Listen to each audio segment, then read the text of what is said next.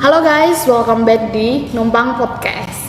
Aku Isabella bakal ngebahas topik yang cukup hangat diperbincangkan, yaitu soal pendidikan karakter. Tapi hari ini aku nggak sendiri nih, aku ditemani sama beberapa bintang tamu. Yang pertama ada Mas Sambo, aktivis pemuda dari Desa Cilduk.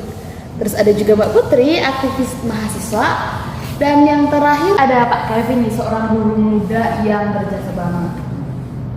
Pembahasan kita hari ini tentang pendidikan karakter. Kalau dari Mas Sambo sendiri nih, gimana sih pendapatnya soal pendidikan karakter? Oke, Mbak Bella, sebelumnya terima kasih sudah diundang di acara Numpang Podcast. Saya rasa saya sangat senang sekali karena kesibukan saya mengikuti sidang yang kalian tahu. Menurut saya tentang pendidikan karakter itu sangat penting di Indonesia, apalagi bagi para mahasiswa, para pemuda. Dan saya rasa untuk semua kalangan, pendidikan karakter Pancasila itu sangat penting. Dengan itu, saya rasa di Indonesia jika setiap orang memiliki pendidikan karakter yang kuat, kita bisa membangun Indonesia yang lebih ramah, yang lebih sopan, yang lebih memiliki intelektual yang tinggi di setiap generasi.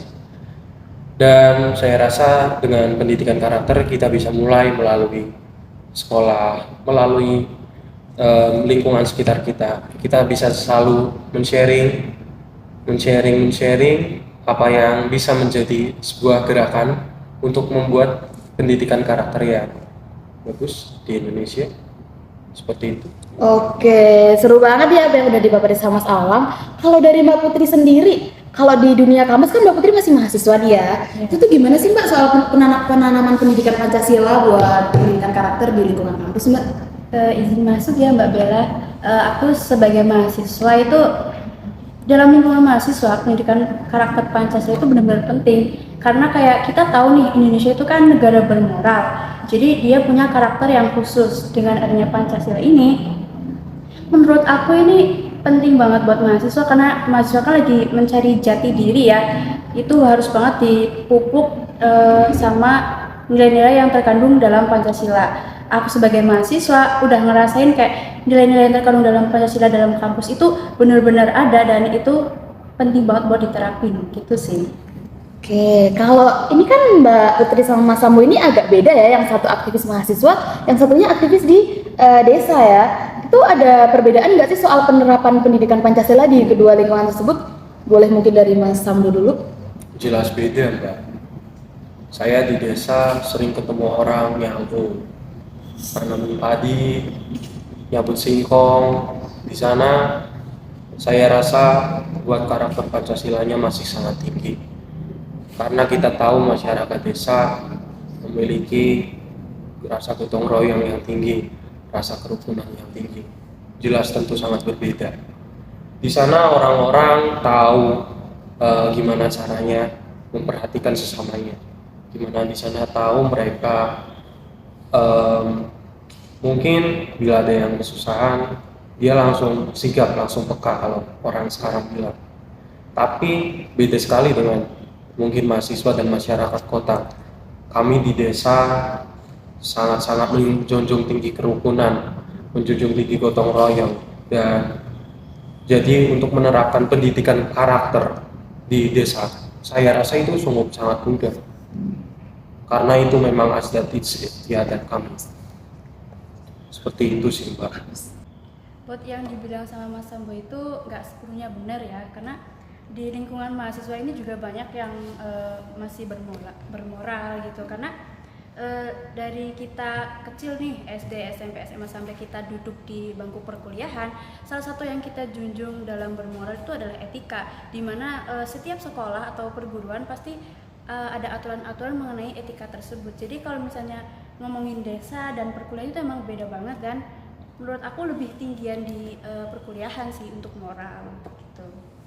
Oke, seru banget ya ini antara perbedaan antara di dunia mahasiswa dan dunia di pedesaan. Oke, sekarang aku mau ke Pak Kevin nih. Pak Kevin ini sebagai guru kan juga sering tuh menghadapi siswa-siswa yang mungkin agak nakal atau gimana. Soal penerapan pendidikan karakter, pendidikan Pancasila di sekolah sendiri gimana Pak menurut Pak Kevin? Baik.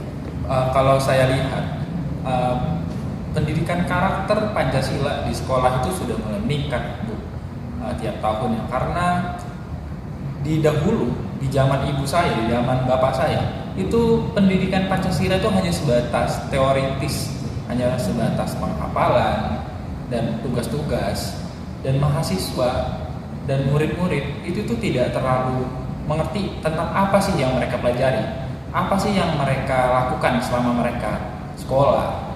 Mereka tidak akan terlalu paham apa Pancasila. Di zaman sekarang, Pancasila itu sudah mulai tentang implementasi, pengaplikasian, dan hal-hal seperti itu. Oleh karena itu, maka pengembangan karakter Pancasila itu semakin kuat, Bu. Ya, mungkin seperti itu. Tadi Bapak Kevin bilang kalau misalnya pada masa perkuliahan atau pendidikannya ibu beliau ini kayak belum ada peningkatan tentang Pancasila.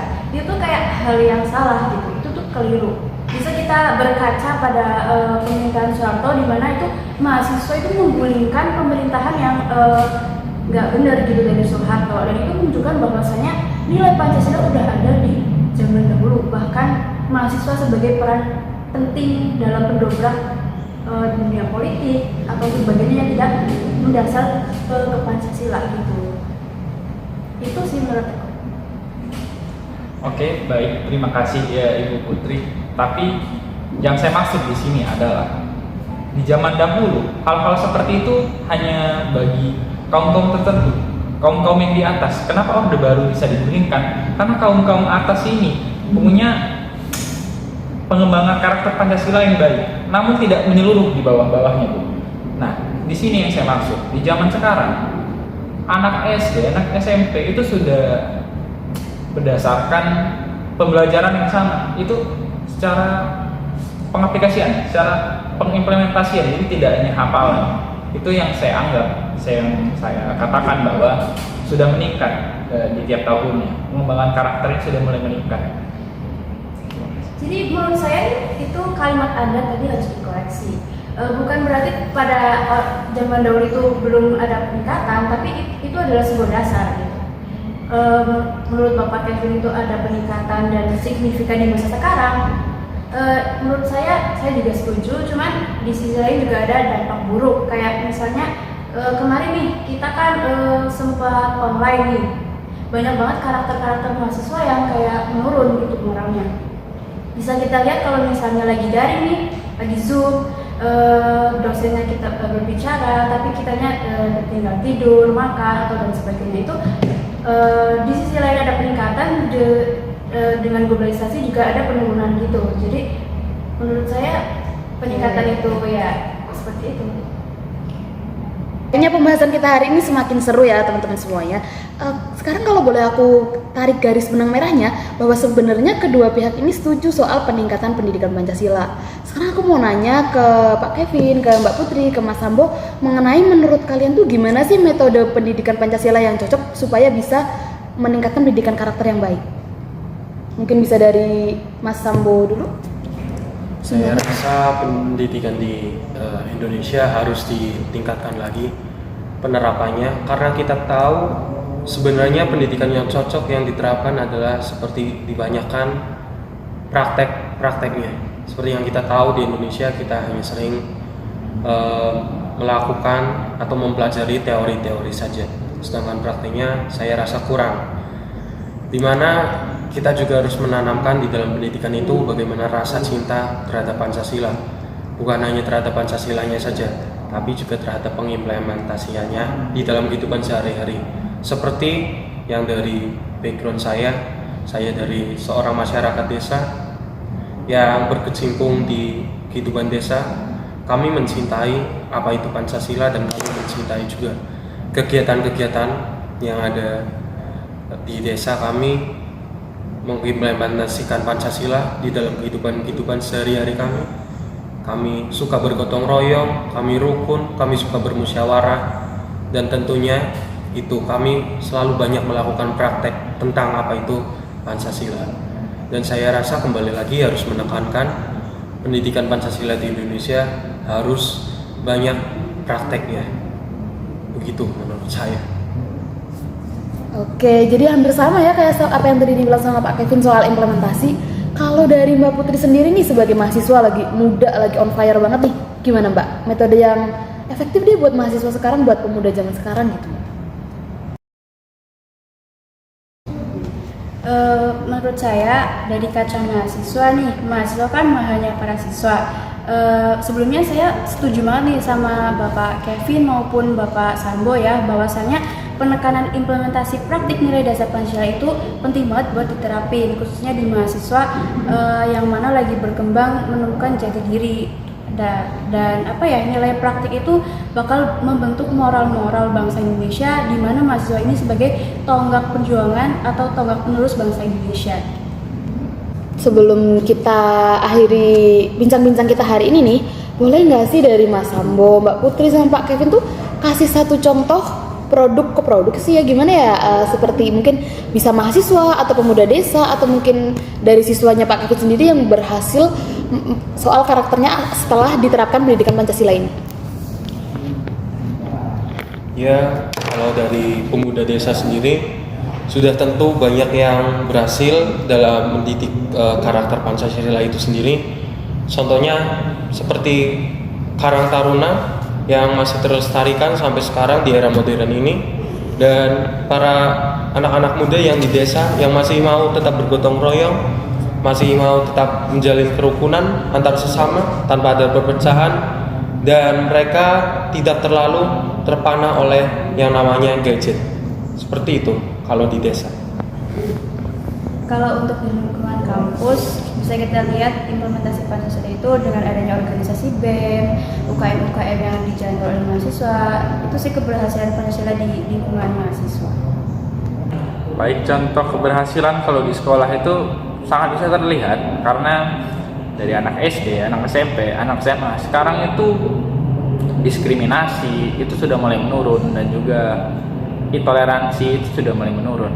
Sekarang anak-anak sudah mulai lebih toleransi, sudah mulai menjauhi diskriminasi dan hal-hal seperti itu. Itu saya rasa bentuk dari keberhasilan pendidikan karakter Pancasila di masyarakat. Saya rasa seperti itu.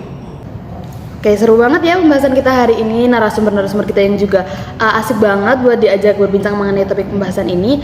Jadi pada intinya pendidikan Pancasila itu penting banget ya buat mendongkrak membangun pendidikan karakter pemuda-pemudi di Indonesia. Mulai dari metodenya yang mungkin sekarang udah banyak, pengimplementasiannya nggak cuma sekedar teori aja nih. Terus juga mengenai tadi udah dikasih contoh-contoh keberhasilan ya sama saudara-saudara semua ini. Jadi intinya kedepannya semoga dari Pak Kevin sebagai guru, terus Mbak Putri sebagai aktivis mahasiswa, dan juga Mas Sambo sebagai pemuda desa tuh bisa sama-sama saling berkontribusi di wilayahnya masing-masing untuk meningkatkan pendidikan karakter ini melalui pendidikan Pancasila. Oke, terima kasih sebelumnya buat narasumber-narasumber yang udah mau hadir di acara aku hari ini. Last but not least, makasih juga buat viewers-viewers aku yang udah nonton acara Numpang Podcast. Bye-bye.